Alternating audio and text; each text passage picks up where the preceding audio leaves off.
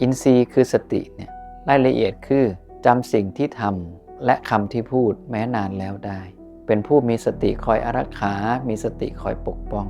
มีใจถูกคุ้มครองด้วยสติเขาต้องมีอยู่เรื่อยๆก็ต้องกลับมาเบิ่งการใช้ชีวิตของเฮาว่าเฮาใช้ชีวิตแบบเพื่อให้เกิดสติหรือใช้ชีวิตแบบบ่มีสติ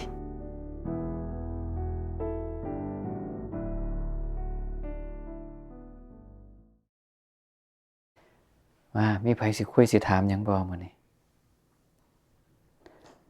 ถ้าบ่มีผู้ใดคุยบ่มีผู้ใดถามสิถามเด้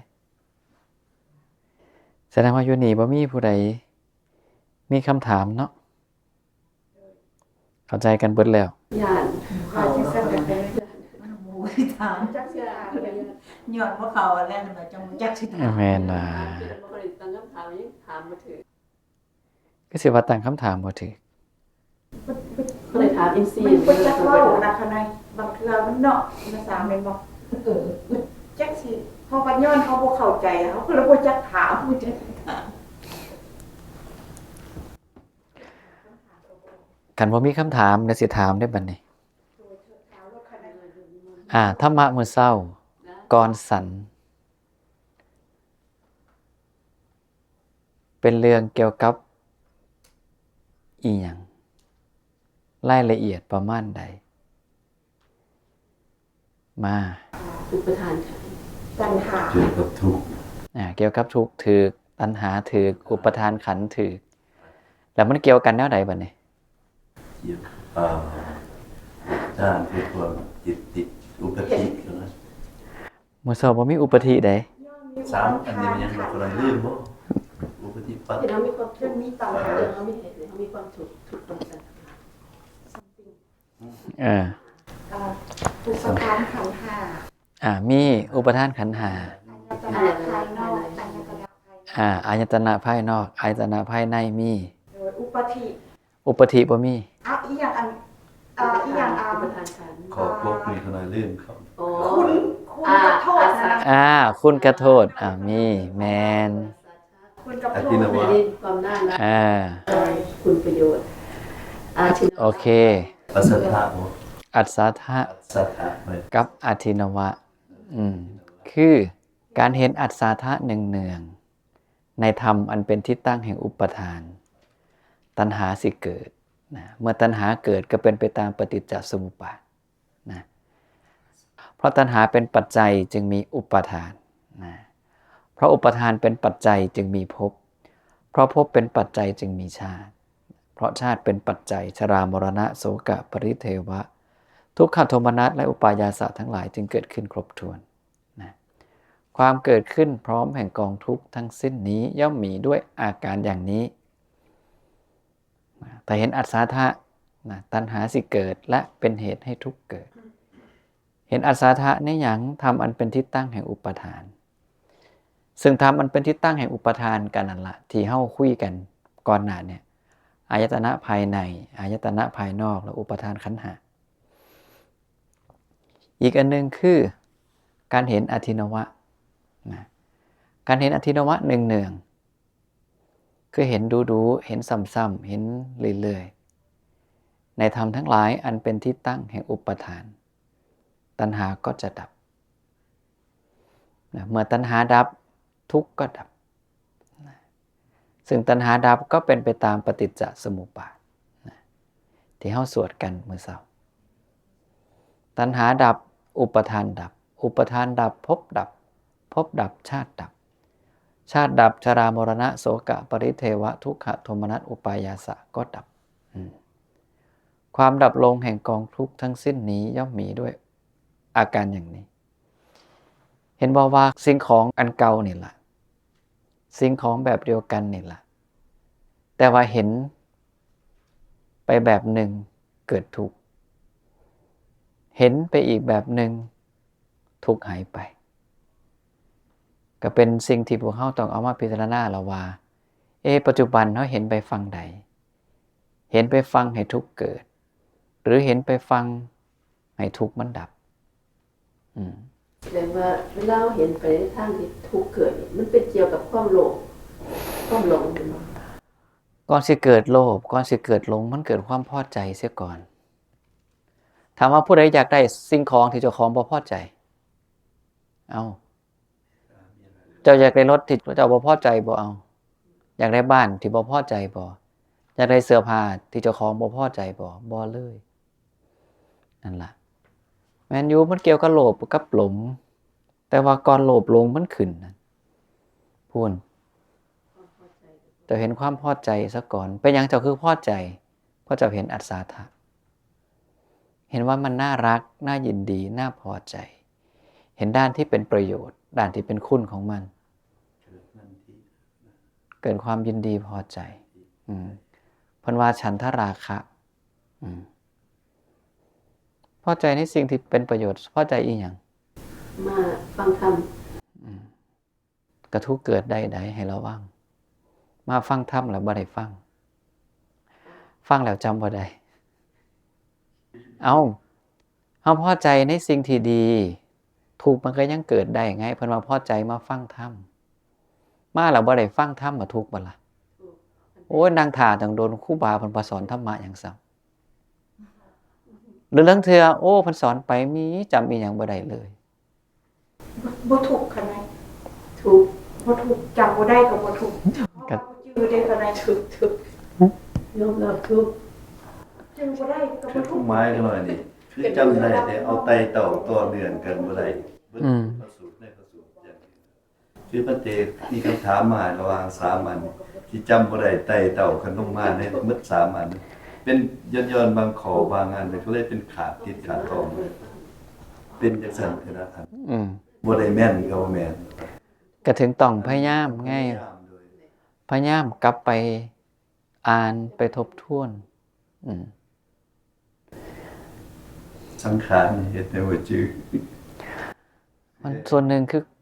เฮาต้องขยันทบทวนตัวเอาให้มันคล่องปากคือบทสวดมนต์ยามมื้อเช้านะว่าแจ้วอยู่เห็นบ่นี่ล่ะแต่ว่าความพอใจเนี่ยก็เป็นสิ่งที่เฮาต้องเฮ็ดให้มันมีได้ในบางเรื่องที่เป็นกุศลจำสัมมาวายามะได้บ่ความเพียรนั่นล่ะรายละเอียดเป็นจังได๋เพียรระวังเริ่มต้นจังได๋ปลูกความพอใจเห็นบ่หรือทำความพอใจให้เกิดขึ้นนี่เด้น่ะการพอใจในสิ่งที่ดีมันก็เป็นเรื่องที่เป็นประโยชน์นะพุทธองค์ก็ให้มีแต่เพิ่นบอกเลยว่าทุกข์ใดๆที่เกิดขึ้นทั้งในอดีตในอนาคตหรือปัจจุบันทุกข์ทั้งหมดนั้นมีฉันทะเป็นมูลมีฉันทะเป็นเหตุเพราะว่าฉันทะเป็นมูลเหตุของทุกข์ก็ความพอใจมันเป็นเหตุแห่งทุกข์ได้แต่ว่าเฮาก็ต้องอาศัยความพอใจนี่แหละเพื่อไม่เฮ็ดในสิ่งที่เป็นกุศลก็คือจังพากันมานั่งสมาธินี่แล้วขันขี้คร้านเลยสิได้มาโอ้ยนอนจักหน่อยก่อนก็ต้องสร้างความพอใจให้เกิดขึ้นแล้วถึงได้มาใจนุ่มเลยใจนึงเหมือนกันนะมีความเพียรก่อนหรือว่าไว้ยามะบ่ถึงบ่ค่อยมาอยู่จริงๆยังบ่ได้ยังบ่ถึงมันก็ถึงแล้วนะแต่ว่าคนจำบ่ได้อยู่มันก็คนละส่วนเด้ล่ะพระเจ้าบอกว่าผู้ฟังธรรมแล้วทรงจำได้มันมีน้อยเกิดกับอินทรีย์เป็นกับสติเฮาบ่ดีเฮาบ่ได้ฝึกสติส่วนใหญ่ขาดสติมันบ่ค่อยอยู่กับปัจจุบันเฮ็ดอันนึงไปนำก็คิดอย่างอื่นคู่กันไปเป็นบ่จังที่บอกเมื่อวานไงตักข้าวน่ะผู้ใดมีสติอยู่กับการตักข้าวเอากินข้าวนี่ผู้ใดมีสติอยู่กับการกินข้าวอย่างเดียวล้างถ้วยล้างชามผู้ใดมีสติอยู่กับการล้างถ้วยล้างชามอย่างเดียวย่างไปย่างมาระวังศาลากับที่พักผู้ใดมีสติอยู่กับการย่างการนี่แหละเพราะย้อนเฮาบ่ได้ฝึกสติให้มันดีจึงส่งผลให้ความทรงจำเฮากับบ่ปฏิดปะต่อ เห็นนั่นเด้มีอาจารย์ผู้หนึ่งเพิ่นสอนอภิธรรมเลยเป็นฆราวาสมกราคมปีหน้าเพิ่นสิอายุครบ100ความทรงจำหลายอันเพิ่นยังดีอยู่ได้ซุมญาติโยมอยู่ซานฟรานบางคนก็บอกว่าก็สิไปงานวันเกิดเพิ่นโยมบางคนอยู่ LA ก็บอกว่าสิไปงานวันเกิดเพิ่นอยู่เมืองไทยปีนี้99ปีหน้า100นี่แสดงว่าบ่ได้เกี่ยวของกับร่างกายอย่างเดียวมันต้องมีอย่างอื่นเข้ามาผสมกันพระพุทธองค์เองเพิ่นก็บอกว่าตัวเพิ่นเองนี่แม้ว่าอายุ80ปฏิภาณในการตอบคำถามเพิ่นก็ยังแข็งของว่องไวเห็นดอมันต้องมีสักอย่างที่เป็นสิ่งที่อยู่เบื้องหลังให้ความทรงจำเฮาดีบ่ดีแล้วเมื่อมาพิจารณาถึงเรื่องของอินทรีย์คือสติที่พุทธองค์ให้คำอธิบายว่าอินทรีย์คือสติเนี่ยรายละเอียดคือจำสิ่งที่ทำและคำที่พูดแม้นานแล้วได้เป็นผู้มีสติคอยอารักขามีสติคอยปกป้องมีใจถูกคุ้มครองด้วยสตินั่นแหละสติเขาต้องมีอยู่เรื่อยๆก็ต้องกลับมาเบิ่งการใส่ชีวิตของเฮาว่าเฮาใส่ชีวิตแบบเพื่อให้เกิดสติหรือใส่ชีวิตแบบบ่มีสติถึงถามกิจวัตรที่เนี่ยเห็นกันง่ายๆเป็นจังไดขนาดเรื่องของการฝึกสติสัมปชัญญะพุทธองค์ก็บอกว่าขนาดถ่ายอุจจาระปัสสาวะเพิ่นก็ให้มีความรู้สึกตัวอยู่หั่นมีความรู้สึกตัวในการถ่ายอุจจาระถ่ายปัสสาวะซุมื้อนี้มันมีสมาร์ทโฟนมีแท็บเล็ตเด้เดินเป็นชั่วโมงก็บ่ยอมลูกมันพูดแล้วไปในห้องน้ำถือเป็นน้ำหมดแล้วไปกวดดอกเตอร์นี่พวกกวดคนแก่เนี่ย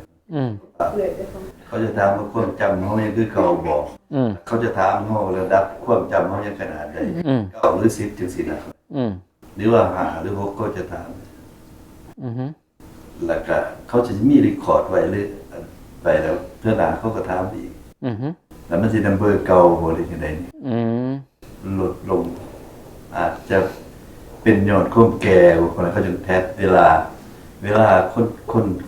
อายุแก่คือมันเป็นธรรมชาติของเวลาเฮาเฒ่าชรามันเสื่อมแต่คันเฮาฝึกฝนเอาไว้มันก็ช้าลงจังที่บอกไงคนอายุ99ก็ยังสอนอภิธรรมได้คือเก่าก็เลยบอกว่ามันบ่จำเป็นจะต้องเป็นเหตุปัจจัยจากความชราอย่างเดียวมันต้องมีอย่างอื่นนำมาประกอบกันเกี่ยวข้องกับปัญญาเกี่ยวข้องกับสติพอเฮาปล่อยสติเฮาบ่ได้ฝึกสติแล้วธรรมชาติของผู้เฒ่านี่เนื่องจากมันรีไทร์แล้วการใส่ความคิดมันสิน้อยลงพอใส่ความคิดใส่ความจำน้อยลงมันก็เสื่อมมันก็คือแขนคือขาเฮานี่แล้วคันแบกของยกของย่างอยู่เรื่อยๆมันก็แข็งแรงลองหยุดไปจักเดือน2เดือนแล้วไม่เฮ็ดเบิ่งมันก็เห็นเองได้เห็นบ่ส่วนหนึ่งคือเฮาบ่ได้ใส่มันก็เลยเสื่อมประเด็นแรกคือมันเสื่อมไปตามวัยอันเนี้ยมันแก้ยากอยู่แล้วเพราะมันคือธรรมศาสตร์อีกอันนึงคือเสื่อมเพราะเฮาบ่ได้ใส่เสื่อมเพราะเฮาบ่ได้ฝึกนี่ล่ะคันฮู้ว่ามันเสื่อมเพราะบ่ได้ใส่เสื่อมเพราะบ่ได้ฝึกก็ต้องกลับมาใส่กลับมาฝึกฝนเขาคืนได้บ่ได้ขนาดคนเป็นอัลไซเมอร์เขายังฟื้นกลับมาได้อาชีพบ่ได้ถึงคือบ่ได้ต้องเดิมอยู่บ่ก็ต้องลองเบิ่งแล้วบ่ลองบ่รู้ต้องลองซะก่อนเพราะแต่ละคนมันบ่ซ้ำกันปัจจุบันอันนี้เป็นข้อสงสัยต้องลองเฮ็ดไงสงสัยก็ต้องเฮ็ดเบิ่งมันคือขน้อยเด้ขน้อยสิแก้จังได๋เพราะว่ามันเสื่อมเฮ็ดบ่ได้อยู่จังมื้อนี่สิแก้แบบนี้ปะเฮ็ดจังได๋เสื่อมเลยบ่ได้อยู่จักมื้อคือเจ็บมันปวดมันเนี่ยหาเฮ็ดเวียกในทุกมื้อบ่เคยขาดเฮ็ดหลายโพดบ่ถูกต้องเฮ็ดหลายโพด เพราะว่าอาพาธมันมีพอออกกำลังกายเกินคันผู้ใดอ่านพระสูตรสิหูได้ว่าความเจ็บป่วยเนี่ยอันหนึ่งคือเฮ็ดเวียกหลายโพดมันบ่ตามวัยเด้เฮ็ดแล้วมันต้องพักให้พอดีขนาดนักกีฬาเขายังมีมื้อฝึกมีมื้อพักอาจจะบ่เหมือนกันการทรมานกายด้วยการทำงานกับทรมานกายด้วยสมาธิการฝึกในธรรมจะไปว่าการฝึกสมาธิมันทรมานกายแล้วมันสิบ่อยากเฮ็ดเพราะว่าการฝึกสมาธิบ่จำเป็นต้องมานั่งทนปวดทนเมื่อยเด้ล่ะการเดินมันก็ซอยเฮ็ดสมาธิได้เป็นการฝึกในทางที่จำหมายว่าฝึกสติหูโตว่าเฮากำลังเฮ็ดหยังอยู่ไปเรื่อยๆแต่ทำงานนี่พวกเขาบ่เหมือนกันเนาะทำงานคือเอื้อยทำอย่างนี้นะครับนักในงานแต่บ่ได้ใส่ติหลายไปทางทำงานหลายโพดก็ทั้งที่บอกไว้ว่าเวลาเฮ็ดงานไปนำใจก็คิดอย่างอื่นไปนำพุทธองค์ถึงให้สติอธิษฐานการงานเด้ซุมื้อสติอธิษฐานการงานกันบ่ยังบ่เข้าบ่ถึงจำบ่ได้ครับเห็นบ่โดยขาดตัวนี้สติหมดแสดงว่าก็ขาดสติมันก็เลยเป็นเหตุให้ความจำเฮามันบ่ดีคือเก่าแล้วก็ต้องมาเบิ่งว่าคันมันเกินก็ต้องพักนะนักกีฬาบางอย่างเขาจังต้องพักตั้ง 2-3 มื้อพุ่นค่อยๆแข่งนัดใหม่หลังจากแข่งนัดหลักแล้วบ่มีว่าแข่งซุมื้อเด้เห็นบ่ร่างกายมันก็เป็นธรรมชาติของมันจังซั่นนะบ่ใส่มันเลยมันก็เสื่อมใส่หลายเกินไปมันก็เจ็บมันก็ปวดมันก็อาพาธนะต้องให้พอดีมันเป็นการฟุ้งซ่านอยู่เลยพระเจ้าเฮ็ดเพื่อเศร้าแบบจังซี่มันสิฟุ้งซ่านเราก็ต้องฮู้เจ้าของแล้วว่าเฮ็ดแบบฟุ้งหรือเฮ็ดแบบบ่ฟุ้งนะเฮาก็ว่าตั้งใจดีนี่แหละค่ะมันบ่ฮู้จักว่ามันเป็นจังได๋ก็ความตั้งใจก็ว่าดีความตั้งใจดีมันก็ดีแต่ว่ามันต้องมีความพอดีนะจนเพิ่นบอกเอ็กเซอร์ไซส์กับเฮ็ดเวียกมันต่างกันเนาะเอ็กเซอร์ไซส์เห็นว่าเขาเฮ็ดมื้อนึงจักชั่วโมงจะเอ็กเซอร์ไซส์แต่เขาไปจ่ายเงินเอ็กเซอร์ไซส์นะมื้อนึงจักชั่วโมงถามโยมใหญ่เบิ่งติล่ะโยมใหญ่เพิ่นไปเอ็กเซอร์ไซส์มาเด้นั่นจ่ายมื้อละ100เนี่ยจักชั่วโมงเอาไปเบิ่งโลดแล้วหมอเฮ็ดเวียกมื้อนึงจักชั่วโมง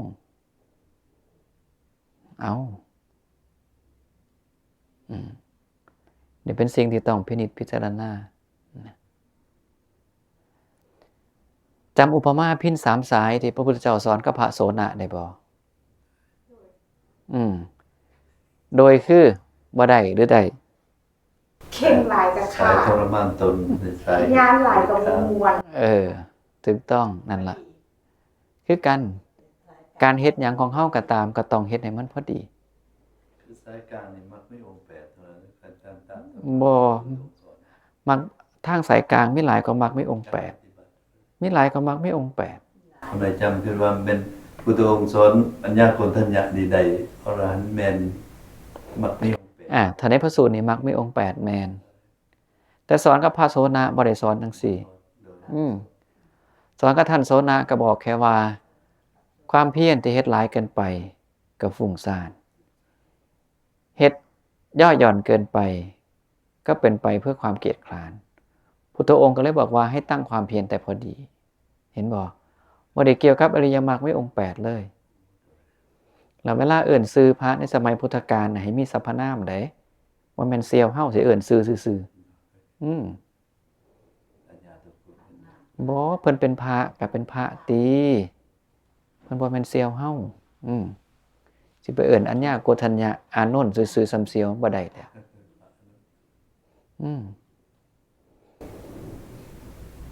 เป็นคู่มือยังบ่จำขน้อยก็สิออกคำว่าคือว่าอัญญาโกฏัญญะสมัยเพิ่นเป็นโกนดูนั่นเพิ่นมาบวชแล้วเพิ่นยังมีชื่อสรรพนามว่าอัญญาโกฏัญญะอัญญาโกฏัญญะนี่เป็นสรรพนามใส่ที่หลัง ใส่ที่หลังจากเพิ่นได้โสดาบันแล้ว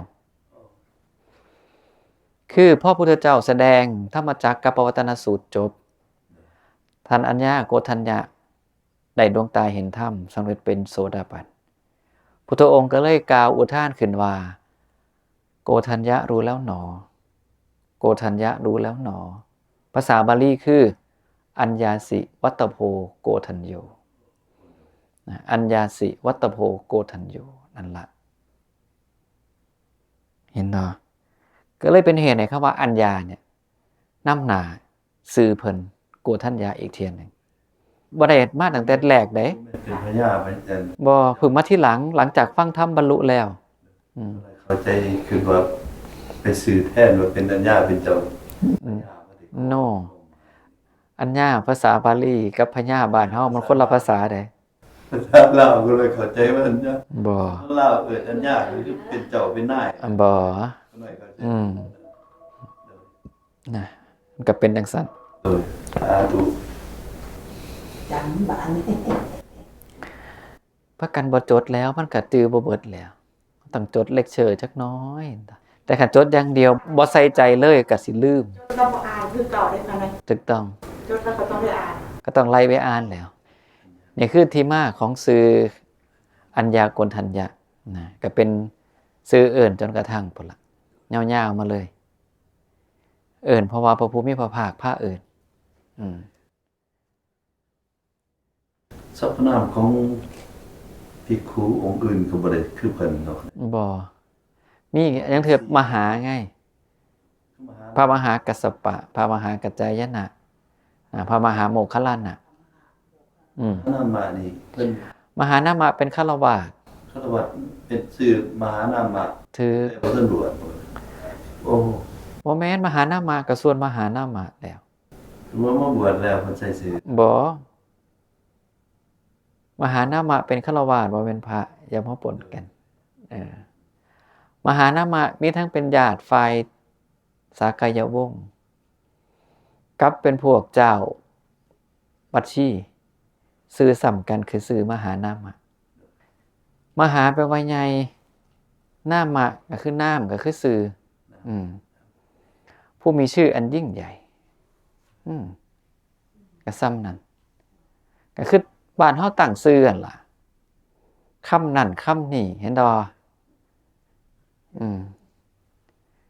บ่ได้ว่ามีคำหลายเด้แต่ตั้งให้มันเป็นมงคลซื่อเห็นดอพรคำนะอีหยังอีกสารพัดคำแล้วแต่คำมิงเห็นดอคำแดงเห็นดอสารพัดนี่ล่ะมันก็เป็นสื่ออื่นซื่อๆนะ แม่คำมิงแล้วก็ชื่อคำมิงนี่มันเป็นภาษาอังกฤษก็คือภาษาอังกฤษคำมิงก็มี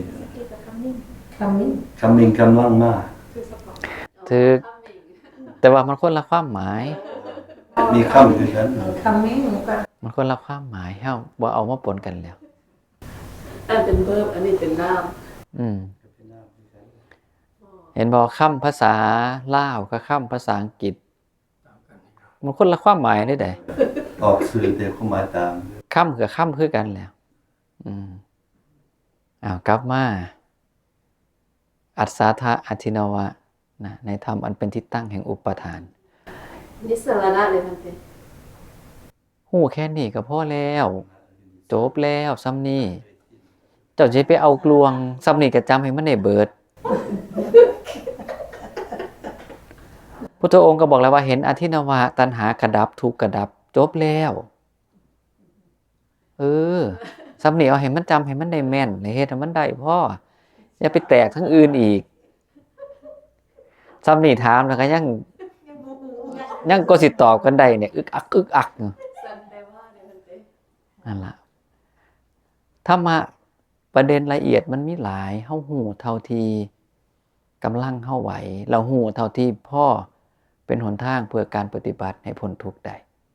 ในเมื่อเฮาฮู้แล้วว่าเห็นอธินวะทุกข์เบิดก็พยายามเห็นอธินวะไปเรื่อยๆจบ หรือเฮาฮู้ว่าเห็นอัศทะทุกข์มันเกิดก็พยายามไปเห็นอัศทะนะฝั่งหนึ่งพยายามบ่เห็นอัศทะอีกฝั่งหนึ่งพยายามเห็นอธินวะจบแล้วก็ซ้ำนี่ได้ล่ะ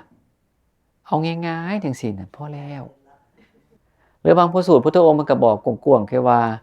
ให้ฮู้ให้เห็นตามความเป็นจริงโดยปัญญาให้ถูกต้องซ้ำนั้นเพราะว่าการฮู้เห็นโดยปัญญาอันถูกต้องตามความเป็นจริงอุปทานขันธ์ห้าก็เกิดต่อบ่ได้ตัณหาก็ละได้คือกันนี่เห็นว่าเอาง่ายๆจังซี่พอซะแล้วเห็นมันได้บ่ต้องไปดอกนิสรณะนะบ่ซั่นแล้วโอ้ยแค่จำนี่ก็จำบ่หวาดบ่ไหวละรายละเอียดพวกนี้นี่เหมาะสำหรับหนึ่งผู้ตั้งอยู่ในฐานะเป็นครูให้เพิ่นรู้ละเอียดให้เพิ่นรู้เลิกษาเอาไว้สอนลูกศิษย์ลูกหาอันที่สองสำหรับผู้มีความทรงจำดีอันนี้บ่ว่าเลยอยากรู้หลายๆเท่าใดก็แฮ่งแต่ดีเพราะว่ามันเป็นเหตุเพื่อความมั่นคงของพระสัทธรรมแต่คันรู้ตัวเจ้าของว่าความทรงจำบ่ดีเนี่ยอย่าไปอยากรู้หลายนะรู้แก่นๆนะในบาง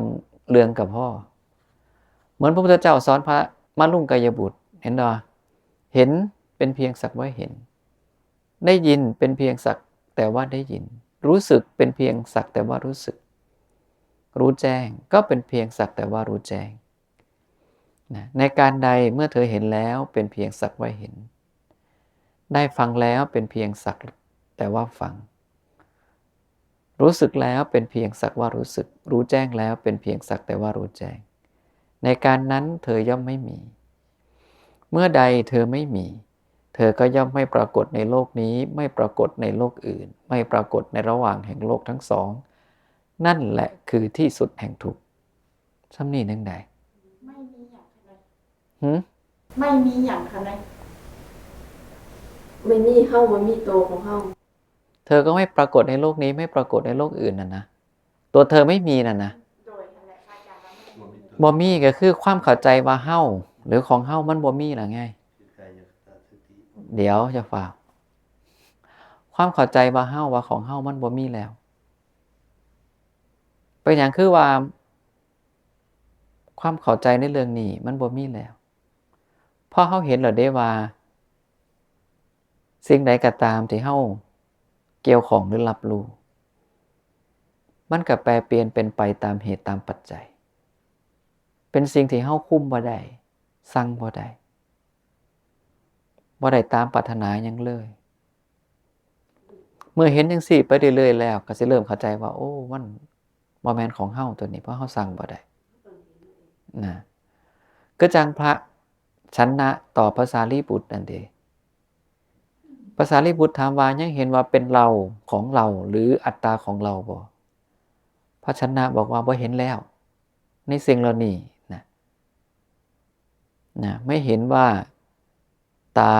รูปจักษุวิญญาณหรือธรรมที่รู้ได้ด้วยจักษุวิญญาณว่านั่นของเรานั่นเป็นเรานั่นเป็นอัตตาของเราพระสารีบุตรก็เลยถามว่าหู้แบบใดนะเห็นแบบใดจึงกล่าวว่ามันบ่แม่นของเฮา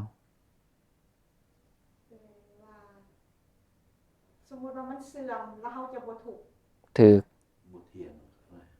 บ่ถูกก็คือคันเฮาเข้าใจแล้วว่ามันเป็นของเสื่อมธรรมดาเนี่ยเมื่อมันเสื่อมเฮาบ่ถูกได้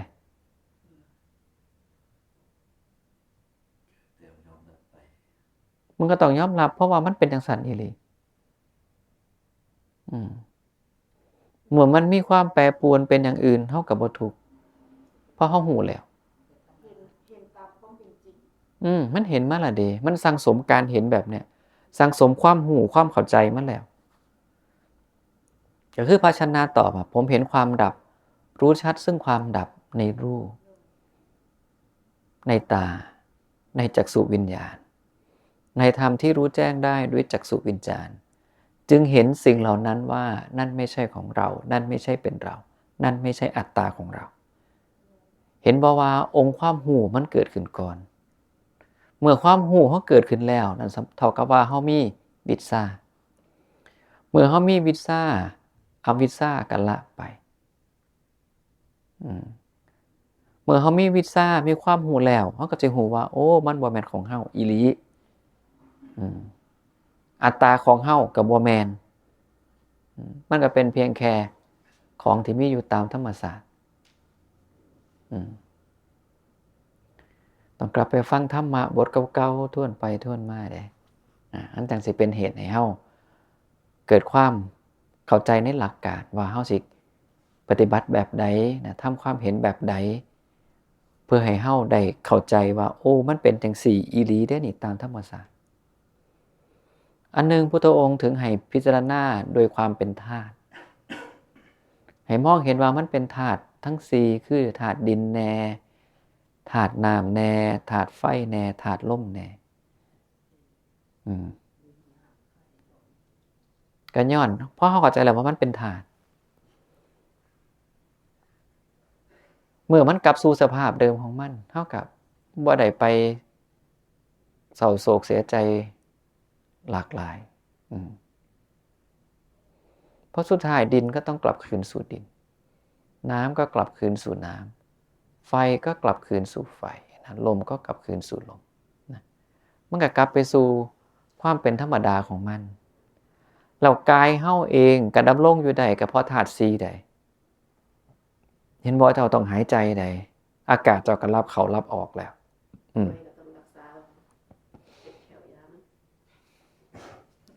กินข้าวกับเติมธาตุดินเข้าไปกินน้ำก็เติมธาตุน้ำเข้าไปเห็นบ่ธาตุไฟคันมีหลายกับเป็นไข้เป็นหนาวมีหน่อยเกินไปก็ลำบากธาตุไฟนี่มีหลายแบบ1เฮ็ดให้กายอบอุ่น2เฮ็ดให้อาหารที่กินเข้าไปแล้วมันย่อยได้ขันธาตุไฟทำงานผิดปกติร่างกายก็ผิดปกติ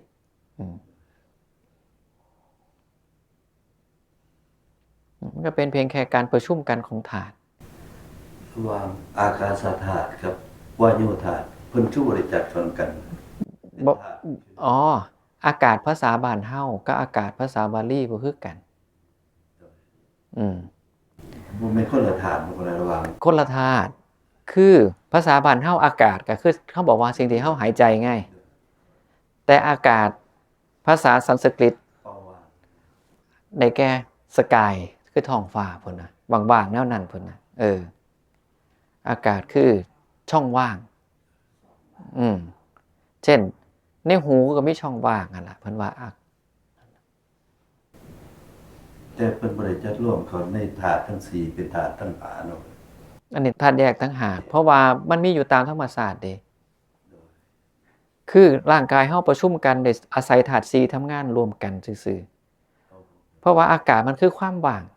นะมันบ่ได้มาทำงานเกี่ยวกันกับธาตุ4ได้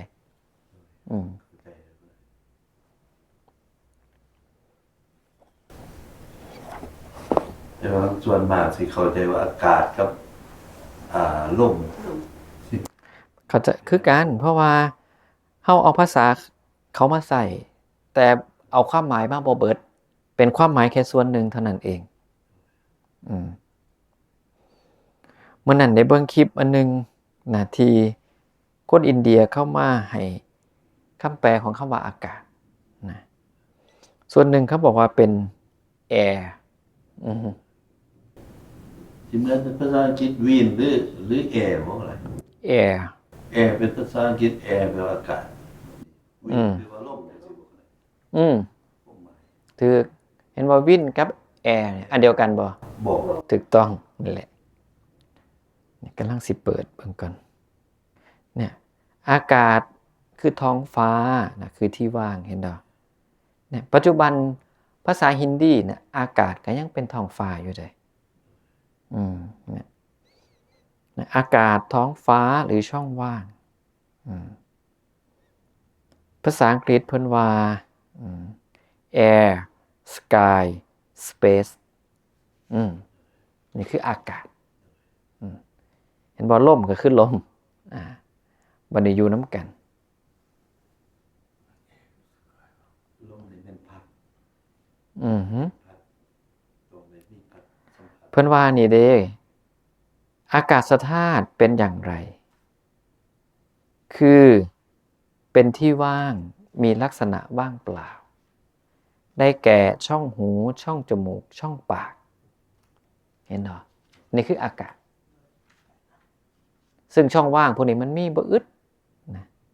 เพิ่นถึงว่าอากาศไม่มีที่สิ้นสุด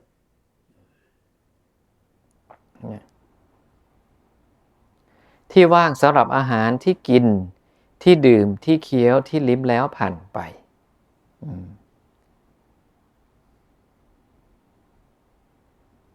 นะมีลักษณะว่างเปล่าไม่ทึบนะมีลักษณะไม่ทึบเป็นช่องเนื้อและเลือดไม่ถูกต้องนี่เด้ก็ยังว่าช่องว่างนะมันคือ space มันคือ air นะมันคือ sky นั่นแหละต่างจากล่มได้ล่มนี่พุทธองค์เพิ่นก็อธิบายคือกันเป็นของพัดไปมาเห็นดอกถือล่มก็คือของพัดไปพัดมา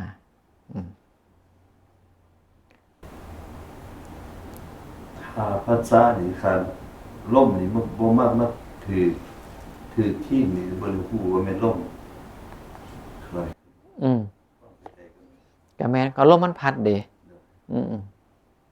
แต่ผมรู้สึกว่าแม่นล่มก็ถึงมีลมหายใจเห็นดิมันก็เข้ามันก็ออกอยู่เรื่อยๆนี่ล่ะนี่คือความแตกต่างระหว่างลมกับอากาศแต่ไทยกับลาวใส่ร่วมกันเบิด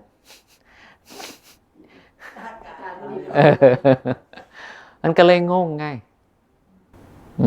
คำถามนี่ว่าอากาศมันนี่เป็นจังได๋ถือว่าร้อนว่าเย็นเฮาก็เว้าตามภาษาที่คนเขาใส่กันนึกออกบ่คันเฮาสิมาพิจารณาธรรมก็เอาอาศัยความหมายตามธรรม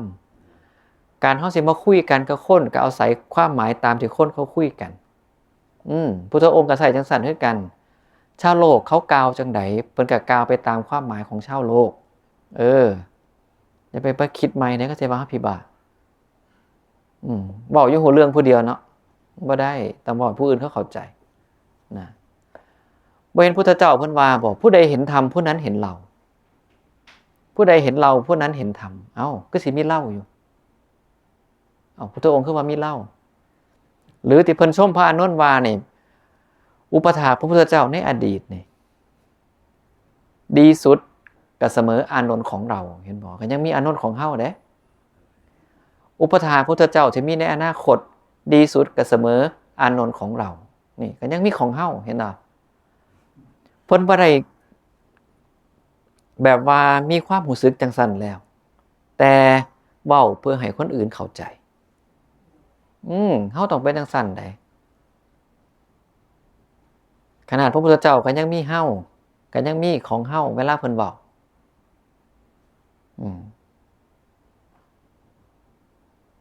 เฮาก็อาศัยคำเว้าตามโลกเขาคุยกัน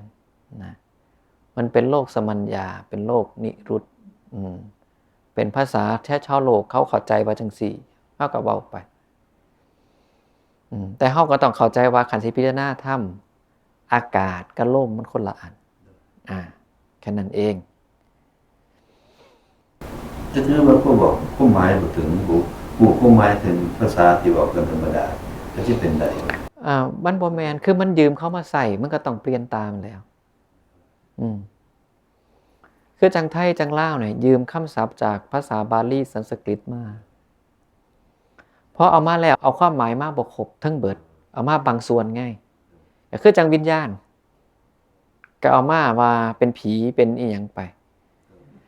ก็คือคำสัญญาเห็นบ่ก็คนละสัญญากับขันธ์5เด้เห็นบ่สัญญาเห็นบ่ภาษาอังกฤษเพิ่นว่าหยัง promise บ่เห็นบ่คนละสัญญาเลยในธรรมจำได้หมายรู้นั่นล่ะถือเฮาก็ต้องเข้าใจความหมายแล้วก็ใส่ให้มันเป็นก็คือจังคำว่าจมูกเนี่ยยืมมาจากภาษาเขมรได้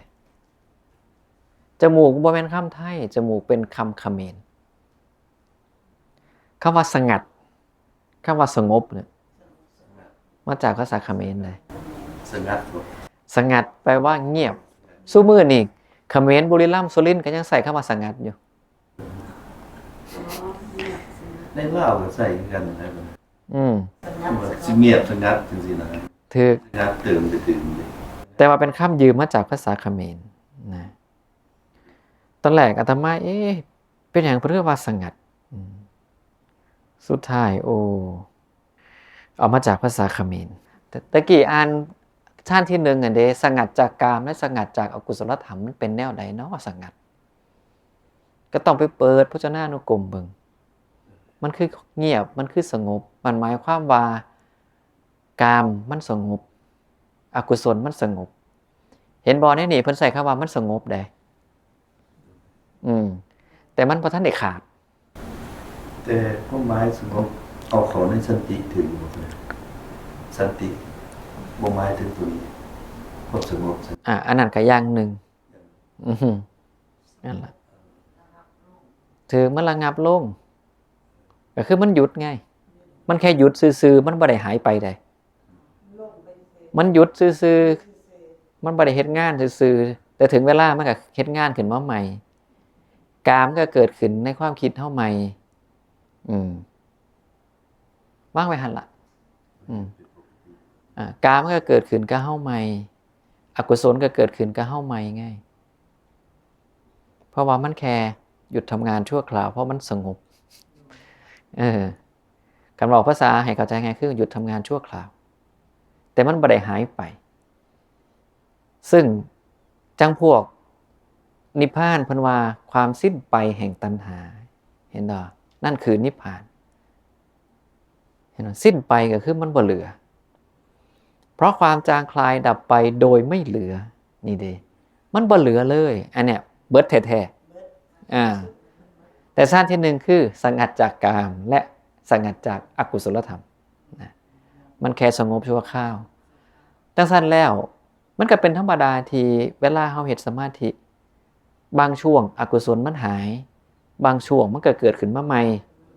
เฮาก็แค่ฝึกกำลาบมันลงกำลาบมันอยู่เรื่อยๆเนี่ยคือเป็นสิ่งที่เฮาควรรู้เอาไว้นี่คือเรื่องคำศัพท์ของธรรมะลังเทื่อกะเป็นเหตุให้เข้าใจสับสนเพราะว่าความหมายที่เฮาใส่ปัจจุบันกับความหมายตามพระสูตรลังเทื่อมันบ่ไปนำกันจังที่บอกจังเรื่องวิญญาณจังซี่จังเรื่องสัญญาจังซี่มันคนละแบบนะก็คือจังว่าคำว่าทิฏฐิแล้วโอ้ยหมอนี่จะแม่นทิฏฐิหลายซึ่งคนละความหมายกับทิฏฐิในพระสูตรอีกได้ก็ต้องทำใจคือกันว่าโอเคตอนนี้เฮาสิศึกษาพระสูตรก็ต้องมานั่งเบิ่งความหมายใหม่ว่าตามพระสูตรแล้วโดยความหมายคืออีหยังแต่คันเฮาใส่ชีวิตคุยกับคนทั่วไปก็ต้องอาศัยใส่ความหมายตามที่คนเข้าใจว่ามันเอิ้นว่าจังซี่เรียกว่าจังซี่นะก็คืออากาศบางหันที่เฮาคุยกันนะกับลมนะลมกับอากาศในพระสูตรก็อย่างหนึ่งลมกับอากาศในปัจจุบันก็มีเหมือนกันแน่มีต่างกันแน่นะและสิเฮ็ดให้เฮาบ่งงนะ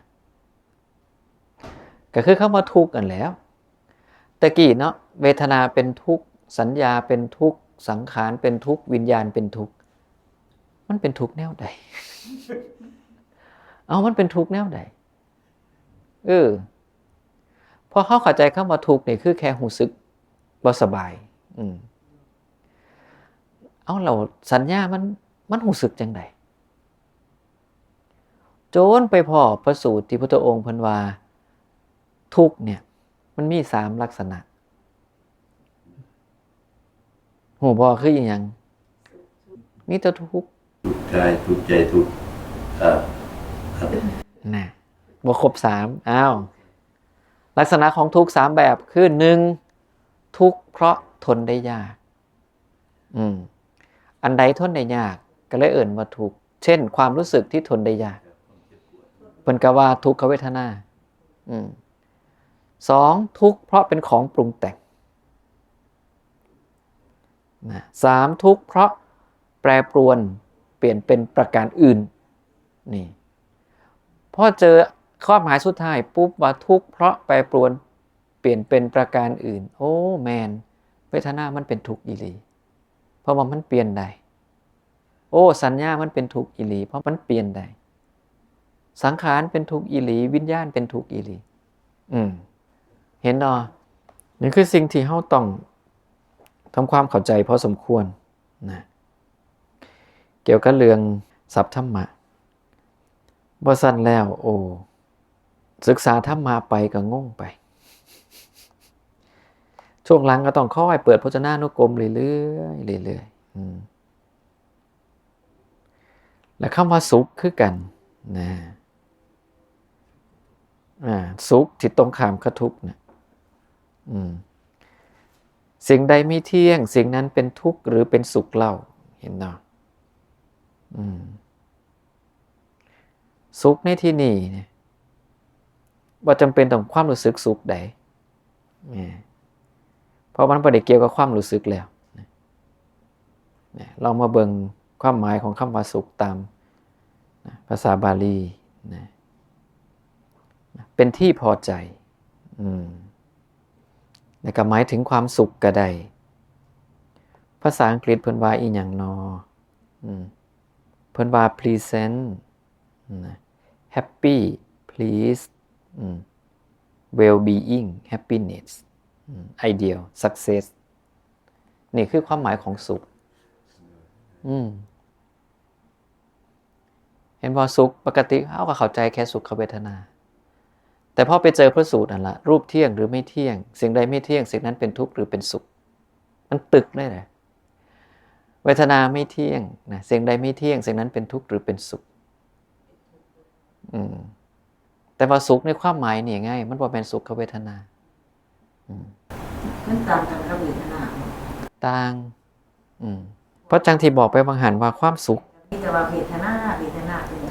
นคำว่าสุขในที่นี้หมายถึงเนี่ยเป็นที่พอใจนะความสำเร็จนะความสบายความหักเกิดจากความหักเกิดจากความพอใจเพราะความสุข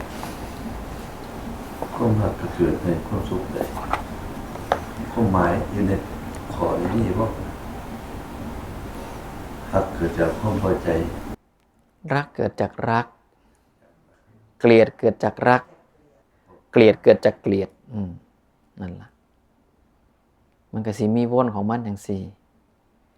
รักเกิดจากรักเป็นแบบใดนะเกลียดเกิดจากรักเป็นแบบใดถ้าเกลียดเกิดจากรักไม่เป็นอคติใดเกลียดเกิดจากรักมันเป็นความรู้สึกว่าเวลาเฮาฮักไผแล้วมีบุคคลที่3มาเฮ็ดบ่ดีกับคนที่เฮาฮักเฮาสิสั่งคนที่เฮ็ดแบบนั้นเพิ่นถึงว่าเกลียดเกิดจากรักไงบ่แม่นก็ได้สิใส่คำศัพท์ว่าเป็นอคติบ่ได้คำที่แต่ว่าอคติแปลว่าความลำเอียงแต่อันนี้เว้าถึงความฮักคือความฮักเนี่ยมันสิพัฒนาไปสู่ความลำเอียงนะแต่ว่าบ่เป็นว่าทุกคนฮักแล้วสิลำเอียงกันทุกคนนึกออกบ่อคติมันก็มีว่าลำเอียงเพราะชอบพอกัน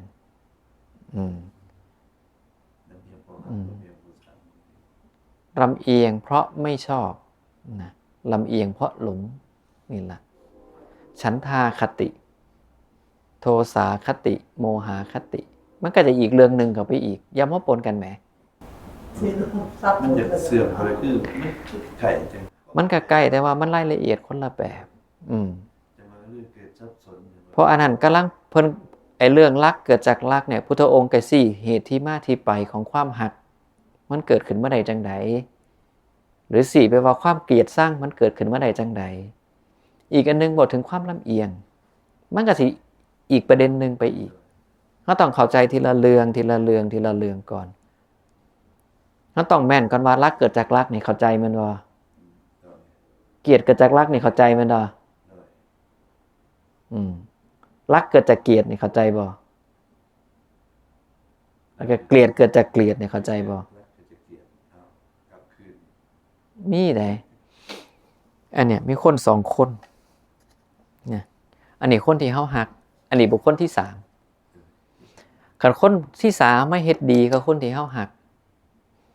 มาเฮ็ดในลักษณะที่น่าปรารถนาน่ารักใคร่น่าพอใจเฮาก็สิฮักบุคคลที่สามเด้ก็เลยแปลว่ารักเกิดจากรักเอ้าเฮาฮักผู้นี้ไม่เฮ็ดดีนำเฮาก็ฮักแล้วต่อมาเฮาฮักผู้นี้แต่บุคคลที่สามไม่เฮ็ดบ่ดีกับคนที่เฮาฮักสิสร้างมันบ่สร้างแล้วเพิ่นถึงว่าเกลียดเกิดจากรัก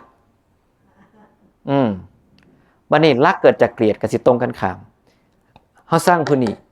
บุคคลที่สามมาเฮ็ดบ่ดีคือกันกับผู้ที่เฮาสร้างก็ถึงว่าศัตรูของศัตรูคือมิตรสร้างบอกนี่คือกันก็เลยกลายเป็นเซียวกันเลยนี่แหละเพราะว่ารักเกิดจากเกลียดต่อมาอันสุดท้ายเกลียดเกิดจากเกลียดเฮาสร้างผู้นี้บุคคลที่3เพิ่นมาเฮ็ดดีกับคนที่เฮาสร้าง